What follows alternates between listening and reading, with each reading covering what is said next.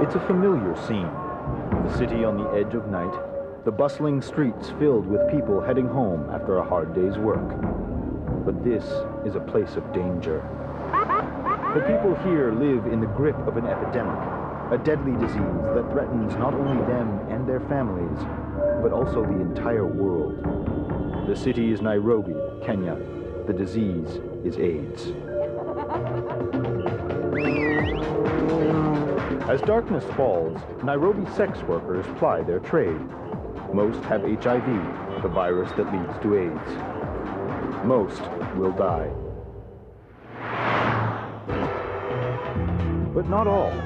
Despite repeated exposure, some women seem to possess a mysterious immunity to HIV. One scientist believes the secret lies in the women's DNA, in their genes, the key to healthy life for millions. Dr. Frank Plummer is part of a dedicated group of scientists who travel the world, unlocking the wonders and mysteries of DNA, exploring the frontiers of genetic science, unraveling the secrets of life itself. They are the gene hunters.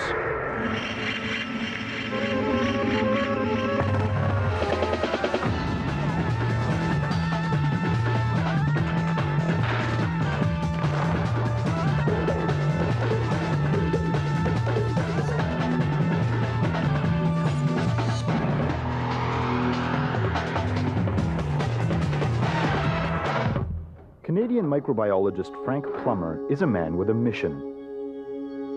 He's on a quest to rid the world of a deadly disease, AIDS. And he thinks that genetic science can help. 20 years ago, Plummer forsook his native Manitoba to live among the victims of the disease. His adopted home, one of the greatest AIDS hotspots on the planet, Kenya, East Africa. I like Kenya, I like the people, but living in Africa is living on the edge a little bit all the time. And a lot of things have changed over the years. Nairobi's a high crime place now.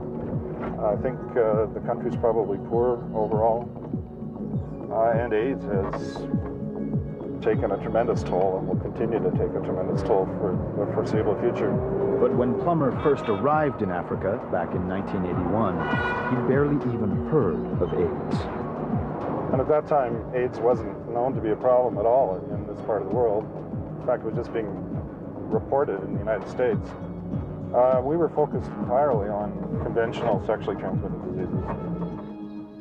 Plummer soon found out about AIDS. He works in Kenya's capital, Nairobi, and the people he works with are perhaps at greatest risk of all. The very people who might one day help him find a cure for AIDS.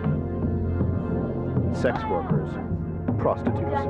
Call them what you will, at the end of the day, they are ordinary women, driven to work the streets by poverty and despair. And this year is even worse. Drought has made food short and money scarce. The drought is so bad outside of the city that there's nothing for the cows to eat. Pretty soon there'll start being milk shortages and butter shortages because of no milk from the cows. In addition to the power rationing, we have water rationing in a lot of the city. Now, some people won't have water for weeks at a time, largely because of the drought, but also because the infrastructure for the city hasn't kept up with the growth of the city.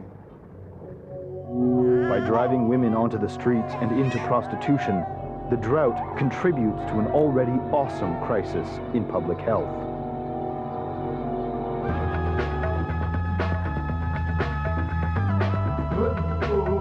The scale of the African AIDS epidemic defies belief. Millions dead, millions more orphaned with little hope themselves of being spared.